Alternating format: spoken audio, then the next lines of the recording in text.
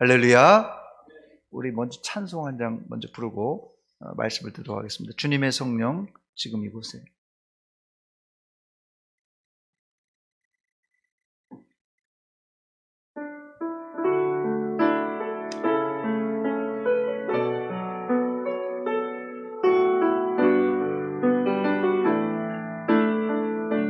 주님의 성령, 주님의 성령 지금 이곳에, 지금 이곳에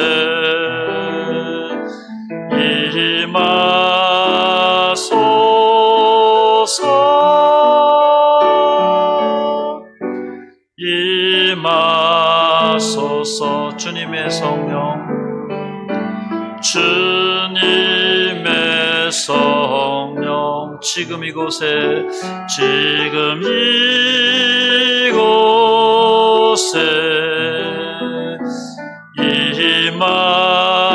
임하소서.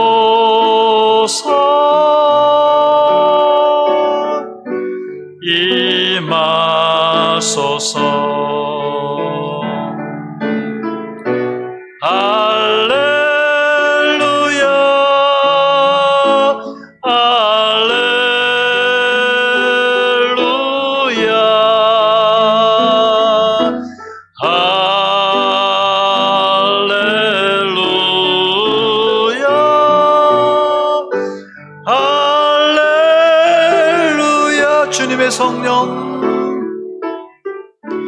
주님의 성령 지금 내 맘에, 지금 내 맘에 임하소서.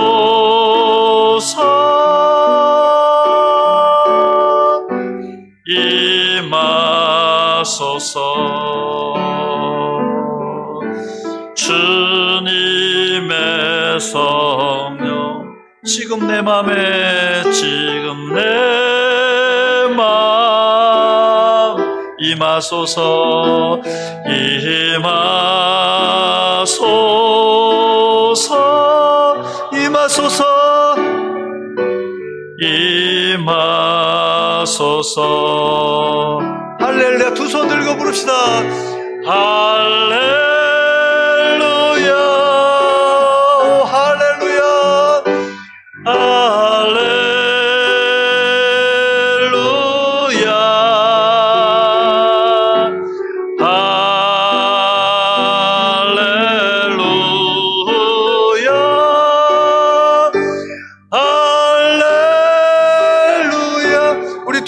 같이 기도합시다. 주님, 이 시간 성령이여 내 마음속에 임하여 주시옵소서. 한 목소리 같이 기도합니다. 하나님 아버지, 하나님, 주님을 사모하여 찾아 나온 심령에 성령으로 이 시간 부어주시옵소서. 하나님의 은혜가 임하게 하시되 내 마음에 성령이 감동 감화하여 주시고 우리 마음속에 하나님 아버지여 임재하여 주시옵소서. 우리의 마음이 하나님 간절히 사모하는 심령들마다 하나님의 시간 성령을 부어주시옵소서. 성령으로 이 시간 충만한 시간 되게 하여 주시옵소서. 한 사람도 그냥 왔다 그냥 저런 심령 없게 하시고 하나님의 은혜를 사모하는 심령들마다 하나님 부어주시옵소서. 부어주시옵소서. 하나님 아버지여, 하나님 주님을 사모하는 심령들마다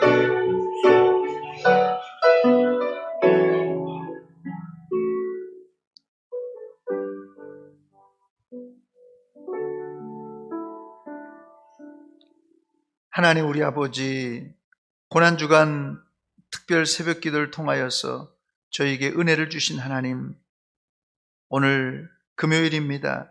예수님께서 빌라도의 법정에서 사형 언도를 받으시고 골고다 십자가에 올라가 못 박히신 날입니다.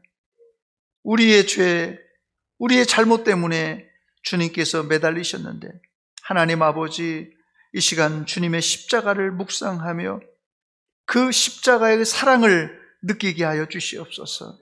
또한 이 시간 성령께서 우리 마음을 주장하여 주시고 감동 감화시켜 주시사 하나님에게 사로잡힌 자들 되게 하여 주시옵소서. 내 생각, 내 뜻, 내 고집, 내 모든 것 버리게 하시고 주님이 내 안에 살아 역사하시고 성령께서 나를 주장하여 주시옵소서. 예수님의 이름으로 기도합나이다. 아멘. 할렐루야. 오늘 예수님께서 십자가에 못 박히신 날입니다. 이 금요일에 나오신 여러분들 주의 이름으로 축복하고 환영합니다. 우리가 일이 안 풀릴 때 보통 협상을 합니다. 협상할 때 이 고수들은 말입니다. 뭐 여러 가지 안 풀리더라도 마지막 히든 카드가 있어요. 딱 제시하고 문제가 막혔던 문제들이 잘 풀려지는데 이 보통 어떤 기술을 가지고 있을 때, 내가 어떤 기술을 가지고 있을 때 후대 기술을 전수할 때 말입니다. 사실 뭐 보통 일반 기술은 뭐 누구나 다 공개적인 아는 기술이니까 뭐 그냥 전수할 수 있지만 자기만의 노하우와 비법이 있습니다. 음식점에 가더라도 그 음식점 나름대로의 그 양념, 그 뭐 아무도 안 가르쳐주는 비법이 있지 않습니까? 예수님도 십자가를 지시기 전에 제자들에게 줄 수 있는 최고의 히든 카드가 있었는데 바로 그것이 오늘 성령님을 보내주시겠다는 약속입니다. 보혜사 성령님을 주시겠다는 것이 예수님께서 가지고 있었던 가장 중요한 카드였어요. 첫 번째, 예수님은 제자들에게 성령님을 보내신다는 약속을 말하기 전에 먼저 제자들이 시험에 들지 않기를 기도했습니다. 이 사람이요, 예민해서 뭐 큰 은혜 받았다고 하지만 하루아침에 시험에 들어서 하루아침에 무너져 내려가는 경우가 참 많이 있습니다. 그래서 조심하라고 할 때가 부흥회 하고 은혜 받고 나서 바로 집에 가서 혹은 그 다음날 조심하라고 하지 않습니까? 이게 은혜를 많이 받았다고 해도 사람이 굉장히 예민하고 약합니다. 그래서 한 번에 쏟아버릴 수 있다는 것이에요. 그래서 예수님께서 이 하나님의 은혜를 주시기 전에 시험에 들지 않기를 기도했습니다. 1절 말씀 보니까 내가 이것을 너에게 이름은 너희로 실족하지 않게 하려 함이니. 제자들도 실족하고 넘어지고 자빠졌습니다. 이 말은 제자들이 앞으로 불어닥칠 환난의 바람에 넘어지지 않기 위한 예방 차원에서 들려주신 말씀입니다. 구체적으로 어떤 환난입니까? 2절에 보니까 이 출교당하고 심지어 죽음도 찾아올 것이라는 박해입니다. 뭐 지금이야 교회에서 출교당하면 다른 교회 가면 뭐 그만이에요. 뭐 교회가 여러 군데 있으니까 지금이야 출교당해도 다른 교회 가면 그만입니다. 당시 유대인들에게 있어서 출교는 종교 생활은 물론 일상생활의 사형 언도와 마찬가지였어요. 그런데 주님은 출교를 넘어 생명도 위태할 것을 예고하셨어요. 본문 2절입니다. 사람들이 너희를 출교할 뿐 아니라 때가 이르면 무릇 사람을 죽이는 자가 생각하기를 이것이 하나님을 섬기는 일이라 하리라 그랬어요. 여기서 우리가 눈여겨봐야 될 내용은 세상 사람들의 판단 기준이 자기 중심적 혹은 세상의 기준이라는 것이에요. 이들은 심지어 예수 믿는 자를 죽이면서도 이것은 하나님의 일을 한다고 확신하고 있었습니다. 한마디로 제자들이 얼마 있지 않아 큰 핍박을 당하게 될 것을 예고한 것입니다. 본문 4절에 보니까 오직 너희에게 이 말을 한 것은 너희로 그때를 당하면 내가 너희에게 말한 이것을 기억나게 하려 함이요 그랬어요. 무슨 말입니까? 너희에게 환난이 닥쳐도 내가 한 말을 기억하고 정신만 차리면 이길 수 있다는 메시지입니다. 비행기를 타면 위급 상황을 만날 때 어떻게 대처해야 될지 반드시 교육하게 되어 있어요. 대부분 사람들은 뭐 그거 늘 하는 거니까 관심이 없습니다. 그러나 응급 상황에는 이게 매우 도움이 됩니다. 그런 차원에서 예수님도 환난이 있을 것을 제자들에게 사전에 알려주시며 환난을 만날지라도 놀라지 말고 침착하라고 말씀하셨어요. 그러나 제자들은 이런 예수님의 말씀을 정확하게 인지하지 못했습니다. 본문 6절에 보니까 도리어 내가 이 말을 함으로 너희 마음에 근심이 가득하도다. 예수님이 이 자세하게 친절하게 말씀해 주셨는데도 제자들에게는 오히려 그것이 불안의 요소가 됩니다. 그러나 여러분, 호랑이 굴에 들어가도 정신만 차리면 살 수 있듯이 우리가 환난을 당해도 핍박을 당해도 어려움을 당해도 주님의 말씀을 기억하면 얼마든지 극복할 수가 있습니다. 그래서 우리가 매일같이 하나님의 말씀을 읽고 또 기도하는 것입니다. 두 번째, 예수님은 불안해하는 제자들에게 좋은 소식을 알려주십니다. 그 소식은 예수님이 떠나가는 것이 유익한데 그 이유는 다른 보혜사 성령님을 보내줄 것을 약속하였습니다. 본문 7절 말씀 보니까 그러나 내가 너희에게 실상을 말하노니 내가 떠나가는 것이 너희에게 유익이라. 내가 떠나가지 아니하면 보혜사가 너희에게 오시지 아니할 것이요 가면 내가 그를 너희에게로 보내리라고 그랬어요. 같은 상황이지만 예수님과 제자들의 반응이 정반대였어요. 예수님은 자신이 제자들을 떠나는 것이 유익이라고 했는데 제자들은 예수님이 떠난다고 하니까 불안에 떨기 시작했습니다. 그렇다면 예수님이 떠나고 오시는 성령님이 누구시길래 예수님은 성령님이 오시는 것이 제자들에게 유익하다고 말씀하신 것입니까? 성령님을 신학적으로 많은 설명을 할 수 있습니다만은 오늘 이 새벽에는 제가 쉽게 찬송가 453장 2절을 보면은 이렇게 쉽게 표현하고 있습니다. 성령이 스승되셔서 진리를 가르치시고 거룩한 뜻을 깨달아 예수를 알게 하소서. 할렐루야. 성령이 우리를 이 거룩한 뜻을 깨닫게 해서 예수님을 바로 알게 가르친다. 진리를 가르친다고 말하고 있습니다. 성령이 우리의 스승이 되셔서 친절하게 가르치시고 3절에 보니까는 성령의 감화 받아서 하나님 말씀 배우니 그 말씀 한 절 한 절이 내 마음에 교훈되도다. 그렇습니다. 성령님은 우리의 보혜사요, 보호자요, 가르치시는 자이십니다. 오늘 기도하실 때 그래서 여러분의 개인의 생각대로가 아니라 성령님의 인도와 지도를 받으시기 바랍니다. 성령님은 우리가 무슨 기도를 할지 모를 때 기도를 가르치시고 인도하시고 지도해 주십니다. 그러므로 기도할 때 말을 많이 하려고 하지 마시고 성령님이 내 마음에 감동하는 그 말을 하나님께 올리는 것입니다. 그게 기도예요. 그때 여러분은 성령 충만을 체험하시고 기도는 급속한 응답이 임할 줄 믿습니다.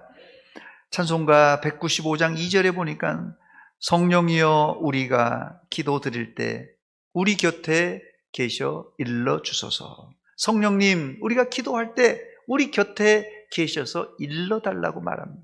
기도할 때 성령님이 바로 우리 곁에 계십니다. 그러므로 성령님, 내가 기도할 때 내가 할 말을 모를 때 알려주세요. 먼저 성령님을 의지하고 기도하시기 바랍니다. 오늘 새벽에 성령님을 의지하고 기도할 때 기도 중에 성령의 인도와 지도를 넘어서 성령 충만을 체험하시기를 축원합니다. 세 번째, 성령님은 우리를 도와주시는 보호자이십니다. 성령님의 다른 이름은 보혜사라는 말인데요. 헬라어로 이 파라클레토스는 파라라는 주변과 또 곁에라는 뜻이고요. 클레토스는 칼레오라에서 나오는 단어로 부르다 말하다는 뜻이에요. 즉 보혜사 파라클레토스는 곁에서 우리에게 조언해 주는 상담과 변호사와 같은 그런 분이에요. 얼마나 좋습니까? 세상에서 재판을 받으려면 최소한 변호사 비용이 500만 원, 1000만 원이고 아주 훌륭한 비싼 변호사는 억대가 호가합니다. 그런데 보혜사 성령님은 공짜로 우리를 변호해 주시고 도와주실 뿐 아니라 우리 마음을 감동, 감화, 뜨겁게 해주시는 분이에요. 더 나아가 성령님은 우리에게 능력을 주십니다. 성령 충만하면 그래서 담대한 것이 이런 능력을 오늘 새벽에 기도할 때 받으시기를 축원합니다. 여러분은 이런 보호자를 자신이 떠난다면 제자들에게 주시겠다고 약속하셨는데 이미 그 약속이 우리 시대에 이루어졌어요. 성령님이 그래서 활동하고 역사하는 시대에 우리가 살고 있는 것입니다. 네 번째, 그러나 이 성령님은 우리가 잘못했을 때 책망해 주시는 분입니다. 무조건 오냐오냐만 해도 자녀들을 잘못 가르칠 수 있습니다. 그런데 성령님은 우리가 잘못했을 때 따끔하게 책망하십니다. 본문 8절에 보니까 그가 와서 죄에 대하여, 의에 대하여, 심판에 대하여 세상을 책망하시리라고 그랬어요. 이 구절의 핵심은 성령님이 우리와 세상을 책망하겠다는 경고입니다. 성령님이 우리와 세상을 책망하는 이유가 무엇입니까? 그 이유는 인간의 악행과 불신 그리고 잘못된 판단을 책망하시겠다는 말씀이에요. 성령님은 지혜의 신이십니다. 성령님은 껍데기만 보고 잘잘못을 책망하지 않고 우리 마음속의 의도까지, 우리 마음의 중심에 있는 의도까지 알아차리시고 책망하시는 것이에요. 성령님이 부드러운 목소리로 책망하실 때 여러분들은 빨리 회개하시기 바랍니다. 성령님께서 부드럽게 말씀하실 때 듣지 않으면 그때는 큰 손해, 큰 고통을 당할 수가 있습니다. 그러나 역설적으로 이런 손해나 고통은 징계지만은 실제로 하나님의 사랑입니다. 여러분, 자녀들이 말로 해서 안 들으면 어떻게 하겠습니까, 여러분? 회초리를 들어야죠. 요즘은 또 회초리 들으면 큰일 나지만 성령님의 사역이 그렇다는 것이에요. 실제로 저도 목회자지만은 제가 젊었을 때, 청년 때부터 지금까지 성령의 세미한 음성을 못 들을 때가 있어요. 저도 성령의 세미한 음성을 못 들을 때가 있습니다. 심지어 성령의 세미한 음성을 거부하다가 저도 얻어 터진 적이 한두 번이 아닙니다. 저도 성령의 음성을 못 듣다가 얻어 터진 적이 한두 번이 아닙니다. 하나님의 징계로 얻어 터지면 아프지요, 불편하지요. 그런데요, 지나놓고 보니까 그것이 하나님의 사랑이었고 은혜였습니다. 여러분, 성령님이 좋은 말로 하실 때 순종하시기 바랍니다. 말씀을 맺습니다. 오늘 새벽은 예수님이 빌라도 법정에서 재판을 받으신 후에 십자가를 지시고 골고다에 올라가신 날입니다. 수십 차례 하나님은 우리에게 성령님을 보내 경고하시고 타일렀지만 우리는 성령님의 음성을 거부하고 내 마음대로 행하고 내 마음대로 살았던 사람들입니다. 그런데 놀라운 사실은 그 죄를 하나님은 우리에게 부담시키지 않으시고 자기 아들 예수에게 담당시켜 십자가에 매달아 죽였던 것입니다.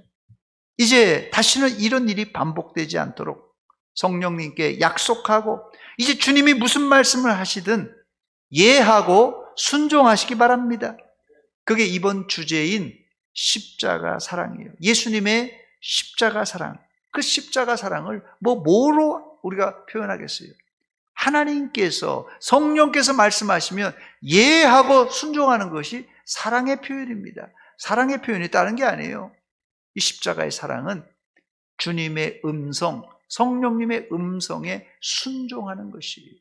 아무쪼록 여러분, 여기에 능력이 나타납니다. 하나님께 순종할 때, 순종하는 게 나약하게 보이지만 그 순종할 때 능력이 나타나고 권세가 나타납니다. 아무쪼록 성령 충만의 능력을 이 새벽에 생생하게 체험하시기를 축원합니다. 우리 다시